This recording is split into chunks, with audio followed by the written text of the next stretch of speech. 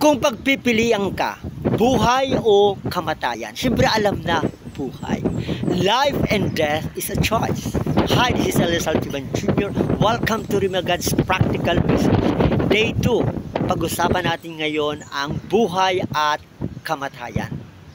Sa tuwing ibinabahagi ko ang X-curve concept, ang kwento ng ating buhay, sa buhay natin may dalawang line. Ang line pataas yung ating money line at ang line pababa yung ating big responsibility. Ang ating goal ay dapat maitaas natin ang ating money line para bumaba ang ating big responsibility. Sa buhay natin may dalawang pwedeng mangyari.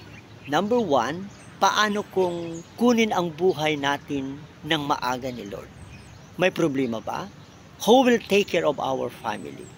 Number 2, paano naman kung humaba ang ating buhay? Nag-retire tayo 60, mabuhay tayo hanggang 80, wala nang income, pero tuloy-tuloy pa rin ang gastos. May problema? Who will take care of our future? Life is a choice. Death is a choice. Para mapaghandaan natin kung ano man ang mapili nating buhay o kamatayan, comment below. Live God, design life.